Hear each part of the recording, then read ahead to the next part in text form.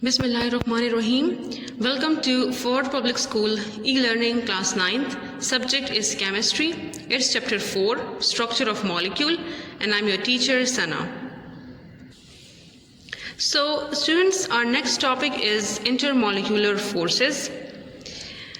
In this topic we will study the definition and examples of intermolecular forces, also the dipole-dipole interaction and hydrogen bonding.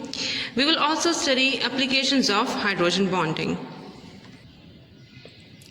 So girls, this topic is given on page 110.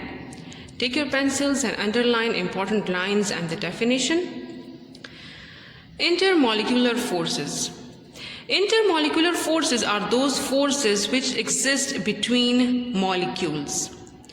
Underline this intermolecular force and write between molecules over this. Now give the heading of definition and underline this definition. The forces of attraction between the molecules of a compound are called intermolecular forces.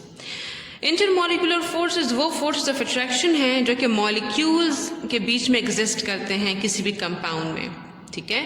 ऐसे forces of interaction को हम कहते हैं intermolecular forces. As the name shows, inter means between the molecule. Between molecules of compound. Intermolecular forces are the weaker forces of attraction. If we compare intermolecular forces with covalent bond and ionic bond, so we can say that intermolecular forces are weaker as compared to other forces of attraction. It is 25 times weaker than the covalent bond. Underline this as it's important, like MCQ's point of view से important है, ठीक है, MCQ's में आ सकता है कि ये 25 times weaker है covalent bond से, और हम कह सकते हैं कि covalent bond 25 times stronger है intermolecular forces से. Now underline this, for example, like or you can give the heading of example. In water molecule, in H2O is water molecule, it requires 464 kilojoule per mole energy to break the hydrogen and oxygen bond within water molecule, ठीक है? Water में hydrogen और oxygen के बीच में forces होती हैं, ठीक है? Bond होता है, तो वो bond break करने के लिए 464 kilojoule per mole energy required होती है, and needs only 16 kilojoule per mole of energy to break intermolecular forces between water molecules. और अगर यहाँ पे एक और water molecule हो, ठीक है, तो water molecule and water molecule की जो forces हैं उनको break करने के लिए it will require 19 kilojoule per mole of energy, whereas within the molecule जहाँ पे हमारे पास covalent bond है हाइड्रोजन में और ऑक्सीजन में, तो वो bond break करने के लिए 464 kilojoule per mole energy required होती है, ठीक है? The intermolecular forces are much weaker among the molecule of gases, whereas they are stronger in the molecules of liquids and much stronger in the solid substance, ठीक है? तो अगर हम देखें तो intermolecular forces भी solid में हमारे पास stronger होती हैं as compared to liquid, और liquid में stronger होती हैं as compared to gases. Means के gases में intermolecular forces बहुत weak होती हैं, ठीक है? फिर liquids में हमारे पास जो intermolecular forces हैं वो थोड़ी ज़्यादा stronger होती हैं, और solid में फिर और भी ज़्यादा stronger intermolecular forces होती हैं. The melting point of solids and boiling point of water depends upon the strength of these forces, ठीक है? तो जितना ही ये forces इनकी strength ज़्यादा होगी उतने ही किसी भी solid का जो melting point होगा या किसी भी liquid का जो boiling point होगा वो higher होगा. यहाँ भी आप definition heading दें, ठीक है? And underline this definition. The intermolecular forces are 3 types and collectively called van der Waals force, ठीक है? इंटरमोलिकुलर फोर्स की 3 टाइप्स हैं हमारे पास, और हम कलेक्टिवली उन डिफरेंट टाइप्स को van der Waals forces भी कहते हैं. We will discuss here 2 such types of forces, ठीक है? And whereas the third type will be discussed in higher grades. तो हम यहाँ पे 2 types discuss करेंगे, ठीक है? और इंटरमोलिकुलर फोर्सेस की 2 टाइप्स डिस्कस करेंगे, ठीक है? डाइपोल इंटरेक्शन और हाइड्रोजन बॉन्डिंग, और जो थर्ड टाइप है वो इंशाल्लाह फिर आप लोग हायर ग्रेड्स में स्टडी करेंगे. So the first type given on page 111 is dipole-dipole interaction. ठीक है, dipole, di means two poles. Underline it and write 2 poles over this word. Now give the heading of definition.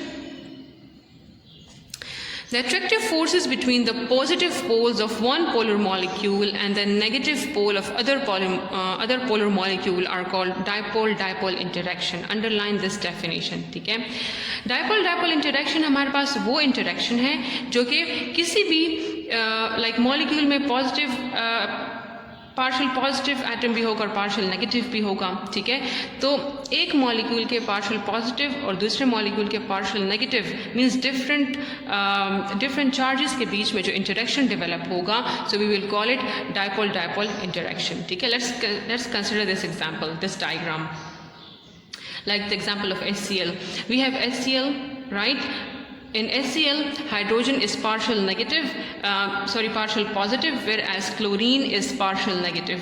Why hydrogen is partial negative and chlorine is partial negative? Because of the electronegativity difference. ठीक है, chlorine belongs to the 7th group of periodic table, so chlorine की electronegativity value ज़्यादा होती है, whereas hydrogen जो है वो first group से belong करता है और hydrogen की electronegativity value कम होती है. We have also discussed this in topic 4. So because of the electronegativity difference, जो shear pair of electron होगा that will be more towards chlorine, so it will acquire a slight negative charge, whereas the other atom, that is hydrogen, will acquire partial positive charge. ठीक है, तो अगर हम यहाँ पे बहुत से HCl molecules हैं, तो फिर यहाँ पे क्या होगा कि एक HCl molecule में जो chlorine है which is partial negative, ठीक है, और दूसरे HCl molecule में जो hydrogen है, उनके बीच में जो interaction develop होगा, ठीक है, ऑपोजिट पोल्स के बीच में जो इंटरेक्शन डेवलप होगा, ठीक है, इस इंटरेक्शन को हम कहते हैं dipole dipole interaction. Right, now give the heading of explanation over here. Due to the difference between the electronegativities of the atoms and molecule, the electrons is not shared equally. ठीक है, one atom has partial positive while and the other atom partial negative charge. ठीक है, वही बात जो मैंने अभी explain की, like I have already explained it, कि due to the electronegativity difference की वजह से जो किसी भी मॉलिक्यूल में जो एटम्स होते हैं उनमें से एक जो है उनमें जो बॉन्डिंग हुई है इलेक्ट्रॉन्स की वो इक्वल कंट्रीब्यूशन मतलब इक्वली डिस्ट्रीब्यूट नहीं हुए. ठीक है, जो शेयर पेयर ऑफ इलेक्ट्रॉन है it will be more towards chlorine here in HCl as compare to hydrogen. So as a result hydrogen will acquire negative, chlorine will acquire negative charge, whereas hydrogen will acquire positive charge. ठीक है, partial positive and partial negative charges. Polar covalent bond are sometimes described as dipole. ठीक है, तो इनके बीच में जो covalent bond, of course sharing of electron हुई है तो covalent bond तो होगा, लेकिन which type of covalent bond? Polar covalent bond, and this is already explained in covalent bond topic. Right, so dipoles so they are saying that polar covalent molecules जो होते हैं वो हमारे पास they can also be described as dipoles. Why dipoles? Because they have like 2 poles, positive and negative. These molecules have 2 poles. One end means जो एक pole है of the molecule has a partial positive charge while the other end has a partial negative charge. यहाँ पे G example, like you can give the heading of example over here, like carbon monoxide, ठीक है, nitric oxide, hydrogen sulfide, water, ammonia, hydrochloric acid, all these different molecules like they can be given, like they are different examples of dipole-dipole interaction. अच्छा जी, फिर यहाँ पे again like the hydrochloric acid example is explained. ठीक है, यहाँ पे आप example heading दोबारा दे सकते हैं. Hydrochloric acid HCl is a polar molecule with a partial positive charge on hydrogen and a partial negative charge on chlorine. We know partial positive charge on hydrogen and partial negative charge on chlorine.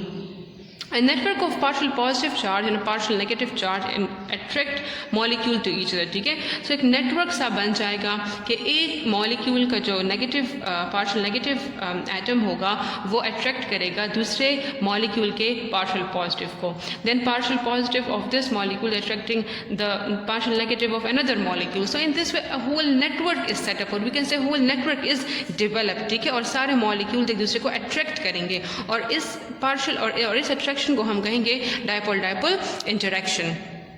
Because of this force of attraction between the oppositely charged ends, poles, there is a small dipole dipole force of attraction between adjacent, adjacent mean side by side, ठीक है, एक दूसरे के करीब करीब जो होते हैं, जो एडजेसेंट होते हैं करीब करीब, उसे हम कहते हैं एडजेसेंट मॉलिक्यूल्स। तो जो एडजेसेंट मॉलिक्यूल होंगे तो उनके बीच में, ठीक है, जिस तरह इस साइड से भी हम देख सकते हैं कि क्लोरीन एंड हाइड्रोजन के बीच में डाइपोल डाइपोल इंटरेक्शन हुआ है, यहाँ पर भी डाइपोल डाइपोल इंटरेक्शन हुआ है हाइड्रोजन और इस क्लोरीन और इस हाइड्रोजन के बीच में। So in this way the whole network is setup and dipole dipole interaction हो जाएगा, डेवलप हो जाएगा सब मॉलिक्यूल्स में। The dipole dipole interaction in hydrochloric acid is relatively weak, only 3.3 kilo joule energy is required to break that interaction, ठीक है। तो of course अगर एनर्जी कम रिक्वायर्ड है तो इसका मतलब है कि वो जो इंटरेक्शन है वो वीकर है। तो इसमें कह रहे हैं कि जो HCl है उसकी उसमें जो इंटरेक्शन है वो ब्रेक डाउन करने के लिए जो डाइपोल डाइपोल ग्रीन कलर में शो किए गए हैं आपकी बुक्स में, इन इंटरेक्शंस को ब्रेक करने के लिए 3.3 किलो जाउल एनर्जी रिक्वायर्ड होती है। अंडरलाइन दिस, ठीक है, 3.3 किलो जाउल एनर्जी रिक्वायर्ड होती है इनको ब्रेक करने के लिए। The force of attraction between HCl molecule is so small that the hydrogen chloride boils at -84.0 degree C, ठीक है। तो इसमें जो हाइड्रोजन क्लोराइड में, we can say hydrochloric acid में जो फोर्स ऑफ अट्रैक्शन है they are so small, we can say they are so weak कि -85.0 डिग्री C टेम्परेचर पे HCl हमारे पास बॉयल होता है, ठीक है। Underline this boiling temperature as well. Now the next type we have is that hydrogen bonding, ठीक है, hydrogen bonding. Molecule in which hydrogen is covalently bond to very electronegative atoms such as fluorine, oxygen and nitrogen, ठीक है। Hydrogen bonding हमारे पास वो bonding है, ठीक है, जिसमें हमें हाइड्रोजन रिक्वायर्ड होगा, ठीक है, हमें हाइड्रोजन रिक्वायर्ड होगा और हमें कोई भी इलेक्ट्रोनेगेटिव एलिमेंट रिक्वायर्ड होगा, ठीक है, most electronegative element like fluorine is considered to be the most electronegative element of periodic table, ठीक है। फ्लोरीन की जो इलेक्ट्रोनेगेटिविटी वैल्यू है दैट इज 4.0। देन फ्लोरीन या फिर ऑक्सीजन, ठीक है, ऑक्सीजन की जो हमारे पास इलेक्ट्रोनेगेटिविटी वैल्यू है इट इज़ 3.5, ठीक है। And then we can say nitrogen, nitrogen की जो हमारे पास इलेक्ट्रोनेगेटिविटी वैल्यू है दैट इज़ 3, ठीक है। सो फ्लोरीन, ऑक्सीजन और नाइट्रोजन, ठीक है, इन तीनों में से कोई भी, they are the most electronegative element of periodic table like first, second, third पे, ठीक है।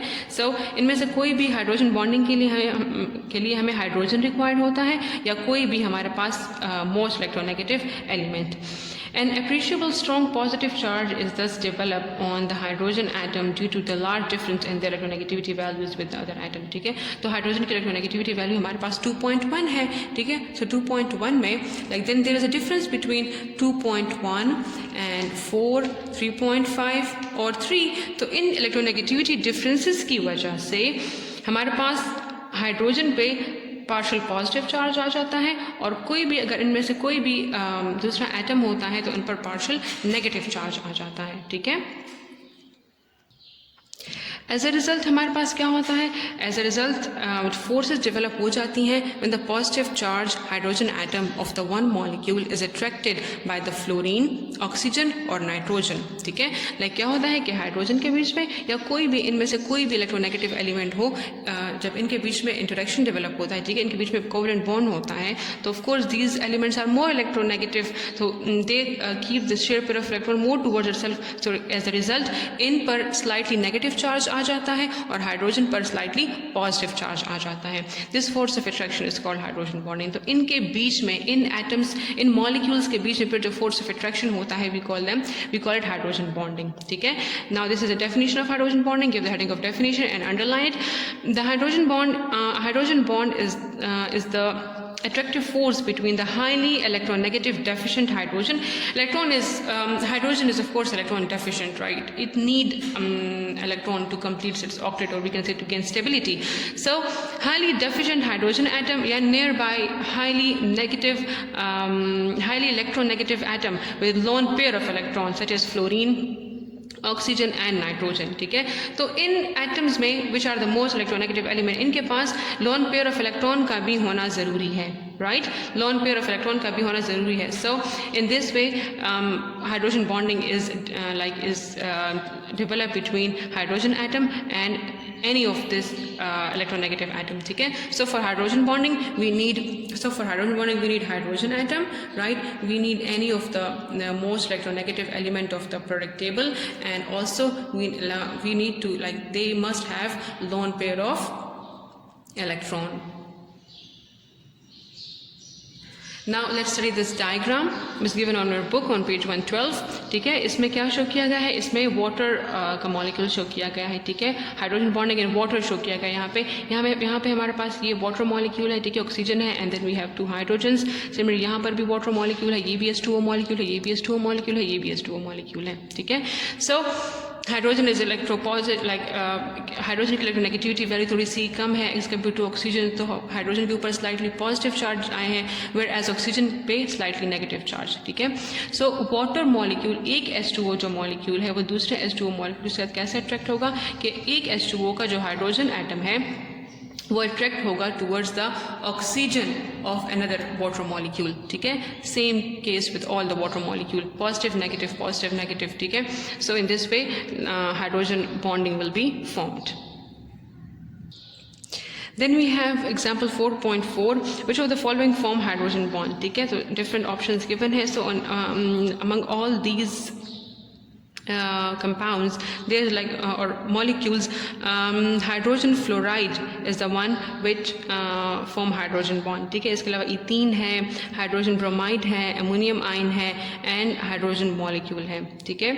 So hydrogen fluoride will form hydrogen bond because it has one hydrogen atom, ठीक है, a small highly electronegative atom, ठीक है, and like fluorine, and at least one lone pair of electrons. So all the 3 conditions are satisfied, so we can say hydrogen fluoride is the one which form hydrogen bonding.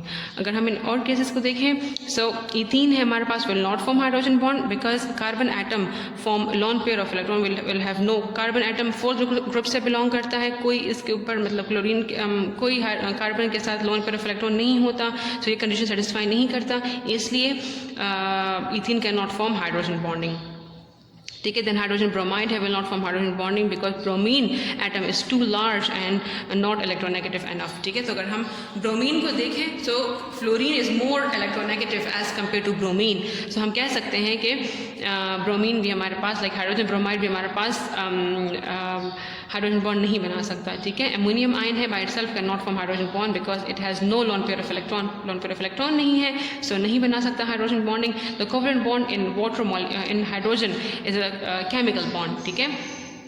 Chemical bond होता है, ठीक है, इसके बीच में covalent bond बनता है and not intermolecular force called hydrogen bonding. तो like what this H2 molecule that is hydrogen molecule can not form hydrogen bonding. Then on page 113 again practice problem is given.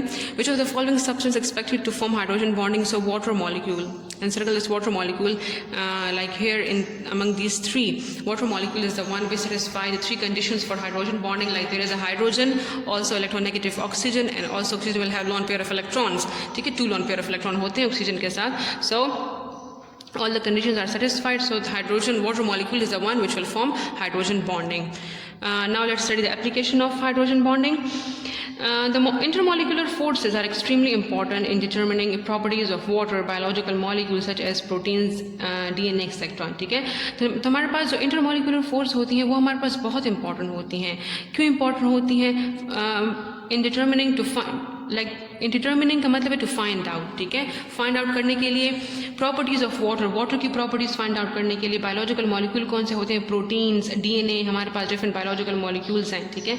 तो उनकी properties find out करने के लिए, ठीक है, या कोई synthetic materials है जैसे glue हमारे पास है, पेंट, रेजन्स एक्सेट्रा, इनकी प्रॉपर्टीज़ फाइंड आउट करने के लिए इंटरमोलिकुलर फोर्सेस बहुत इंपॉर्टेंट होती हैं, बहुत इंपॉर्टेंट रोल प्ले करती हैं, ठीक है. जब हमें इंटरमोलिकुलर फोर्सेस का पता चलता है कि इनमें कौन से इंटरमोलिकुलर फोर्सेस एग्जिस्ट करती हैं, डाइपोल इंटरेक्शन है, हाइड्रोजन बॉन्डिंग है, ठीक है, तो इससे हमें बहुत सी प्रॉपर्टीज़ इन बायोलॉजिकल मॉलिक्यूल्स की और सिंथेटिक मटेरियल्स, ग्लू वगैरह की पता चलती हैं, ठीक है. Then the adhesive action of the paints and dyes is developed due to the hydrogen bonding.